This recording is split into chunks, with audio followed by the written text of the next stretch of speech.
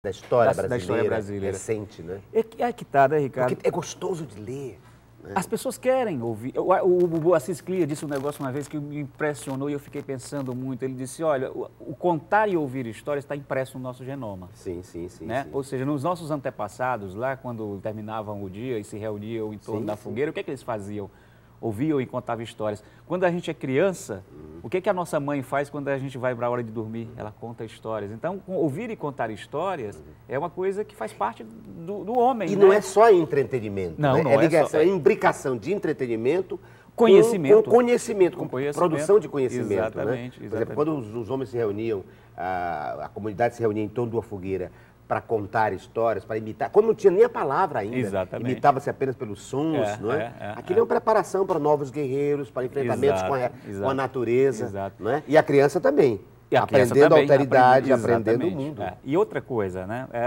O que é que aconteceu ao longo do século XX, depois das vanguardas literárias e tudo mais tal? A literatura se tornou um embate da palavra com ela mesma. Sim. Né? Isso produziu romances fantásticos, mas ao mesmo tempo deixou o leitor um pouco órfão de uma coisa, da narrativa, da narração.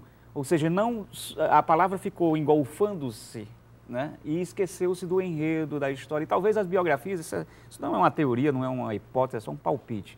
Eu sou um palpiteiro nesse sentido. Não, mas professor Ed, eu estou me lembrando, por exemplo, aqui do que aconteceu com a poesia, por exemplo. O Ferreira Goulart com Luta Corporal, que detona completamente a linguagem, não é? Exatamente. E depois com o movimento concretista, e depois não tem mais o que fazer.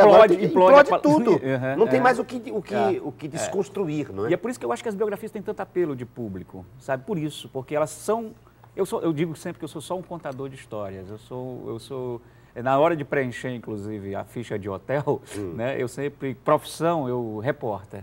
Né? Eu sou um repórter, essencialmente um repórter. Hoje, as minhas reportagens têm 500 páginas, né? São de grande fôlego. O que tem havido também, Lira Neto, é que essas biografias, nessa linhagem que eu estou falando, você, o Fernando Moraes, o Rui Castro, aquele do Caldeira, o Jorge Caldeira. São biografias que nos reconecta a um texto, a um tempo muito raro, com raras expressões nesse tempo, em que ciência e literatura ainda estavam muito amalgamados, né? Eu estou me lembrando aqui de, para citar isso, Câmara Cascudo. Sim. E Gilberto Freire. Sim. E Euclides da Cunha. Euclides da Cunha, que é uma grande reportagem, na verdade. É uma grande reportagem. Talvez a primeira grande reportagem em livro do Brasil. E que poema. Né? Exatamente. Que leva, inclusive, a palavra, as últimas consequências ali. Né? Tem todo um tratado da terra, do homem, mas também da linguagem. Eu acho que isso nasceu junto, amalgamado, quer dizer, esse prazer pela leitura e o recorte científico. Isso nasceu junto e parece que depois é que foi se compartimentando. Tudo, né? E agora vocês estão Mas isso é típico da ciência, né? O conhecimento era humanista, era holístico, né? E depois ele foi se segmentando, se compartimentando. E eu acho que hoje as pessoas estão em busca de reconectar as coisas, de religar as coisas. Né? Então é um pouco por aí que eu acho que acontece. E, na verdade, o que é uma biografia? A biografia é um flerte, né, uma paquera explícita, e às vezes até uma suruba explícita, né, entre jornalismo, entre literatura e entre história.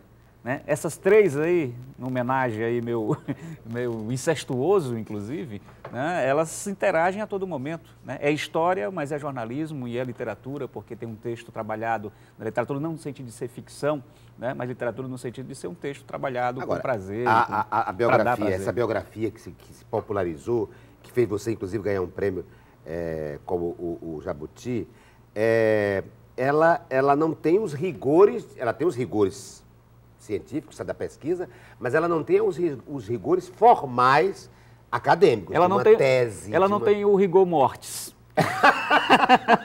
É verdade.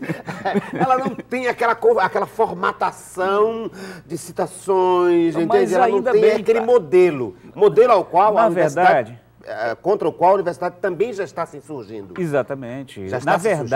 Na verdade, Ricardo, a universidade exige padrões, que você desaprenda a escrever, inclusive. Quando eu tive que escrever minha dissertação minha